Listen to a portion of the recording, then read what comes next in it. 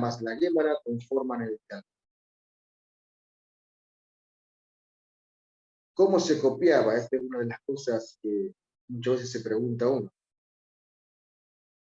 En el Kereset Gadol, Gadol, ahí se discutía sobre distintas preguntas que se formulaban, basadas sobre la Mishnah, dando un veredicto.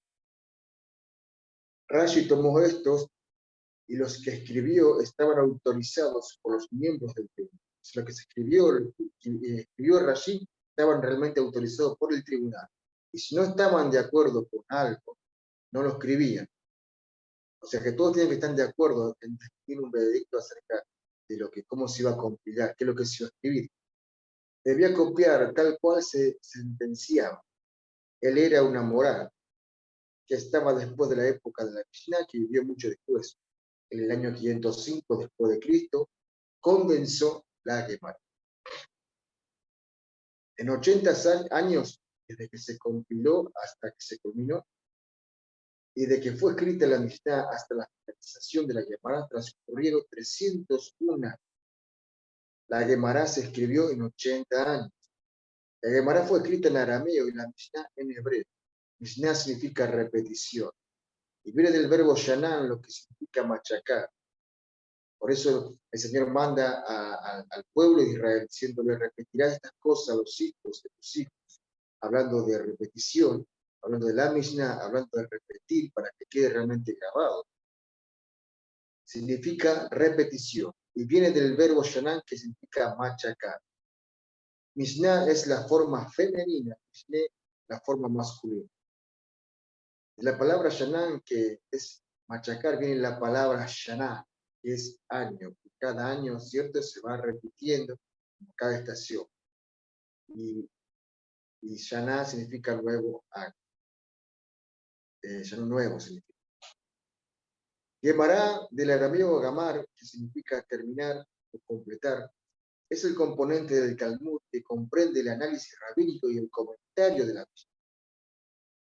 A principio solo se hablaba de la Gemara en términos orales y se previó que se escribiera al principio. Sin embargo, después de que Judá el príncipe publicó la Mishnah en el año 200 después de Cristo, él trabajó, estudió exhaustivamente de generación tras generación de rabinos en Babilonia y en la tierra de Israel para poder compilarla.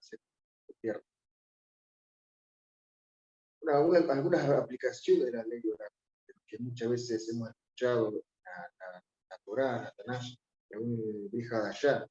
Hay cosas que muchas veces uno puede interpretar de una manera, pero lo que interpreta, lo que dice un ejemplo del Señor, interpreta la ley oral, lo que dice la ley, la Torá. Se adaptan a las nuevas condiciones que tienen que comenzar a vivir y aplicar la Torá fuera de Jerusalén. Todos iban al templo, con la diferencia que quienes se formaban eran los fariseos.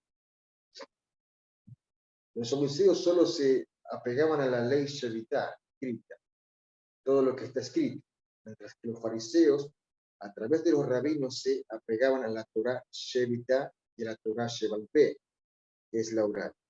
Un ejemplo, el saduceo para un accidente de muerte era asesinato, literalmente, porque tomaba la Torá escrita literalmente. Es por eso que para ellos no existe espíritu ni ángeles, lo que dice Hechos 23:8. Por eso hicieron la gran pregunta al Señor, que en la resurrección dice: ¿quién tomará a la mujer? Porque ellos no creían en la resurrección tampoco, ellos tomaban la Torá literalmente. Entonces Dios ahí les responde, el Señor les responde que Dios no es Dios de muertos, es Dios de vivos. Y ahí le dijo: erráis, ¿sí?, ignorando las escrituras y el poder de Dios. Ahora el fariseo tenía que tomar en cuenta, la intención, cómo se dio el evento, si se hizo en defensa propia o en premeditación. Por eso es que se escribe la Mishnah. Los saduceos tenían mucha diferencia con los fariseos. Por ejemplo, un caso de legislación de ojo por ojo, diente por diente. ¿Cuántas veces hemos interpretado eso como deseo de venganza o venganza? Y no tiene nada que ver. Los rabinos dicen: Enseñaban que simplemente es una indemnización.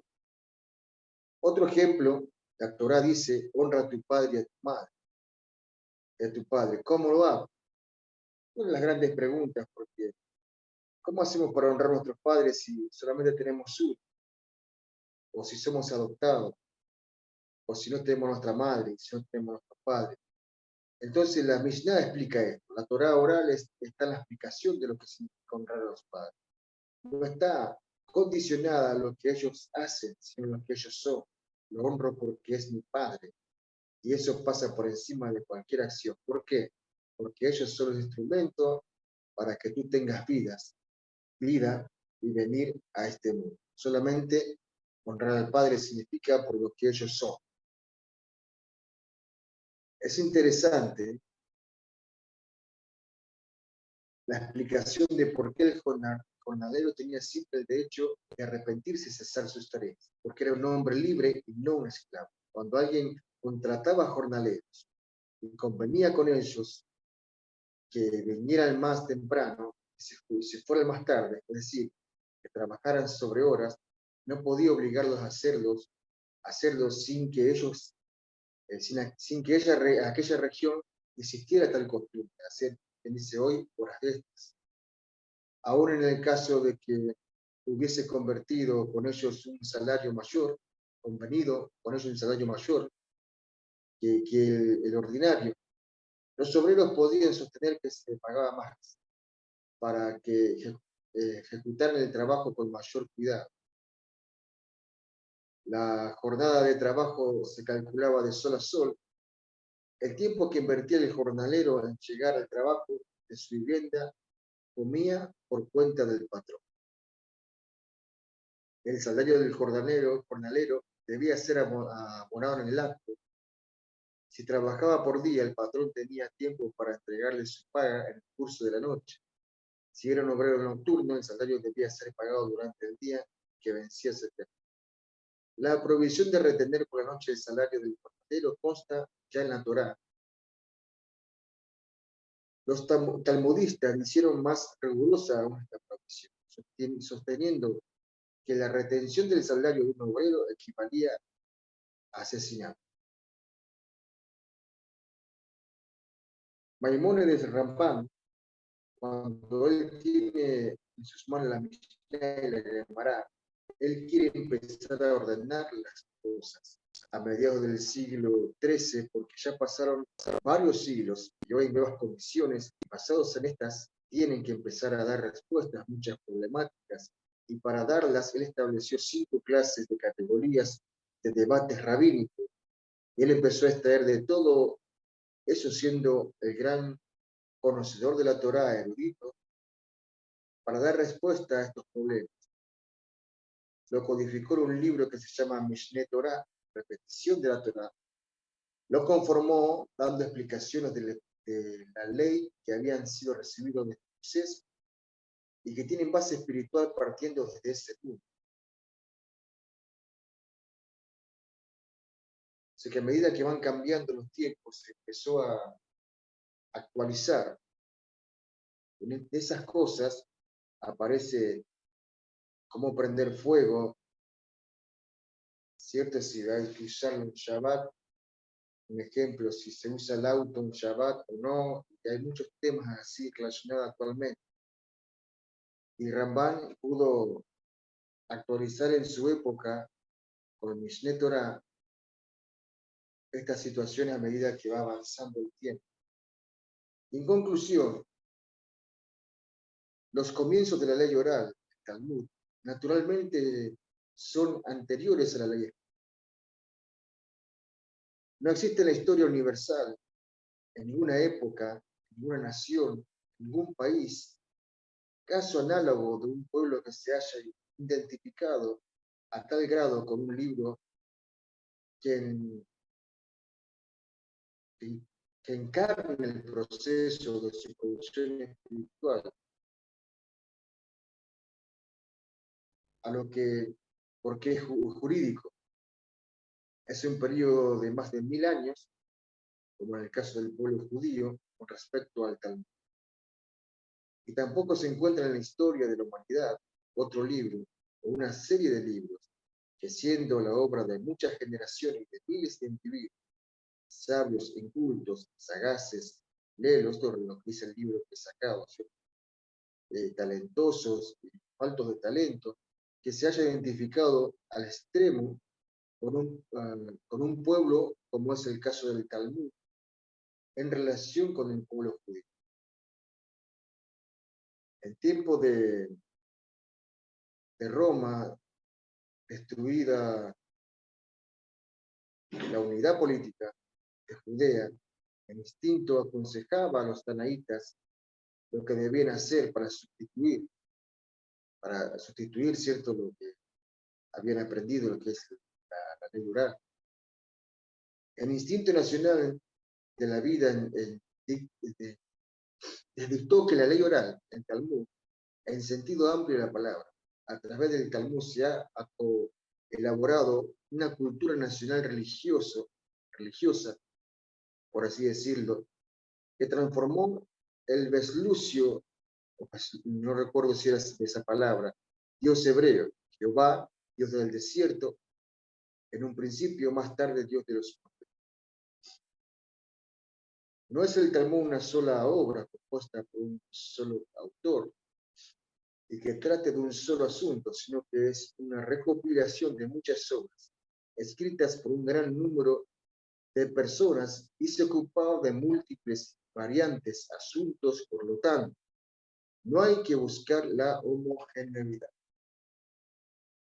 Todos esos autores no han vivido de una misma época, sino ni en iguales circunstancias.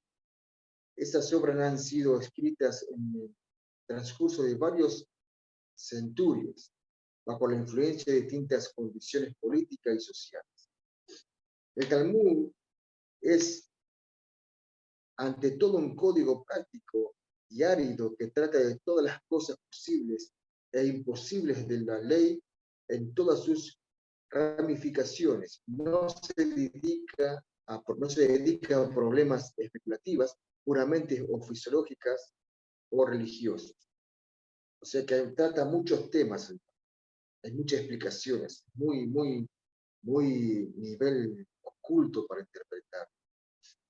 Los últimos compiladores del Talmud, Rabina y Rab Ashji, comprendieron su grandiosa tarea histórica en forma distinta que nosotros hoy en día.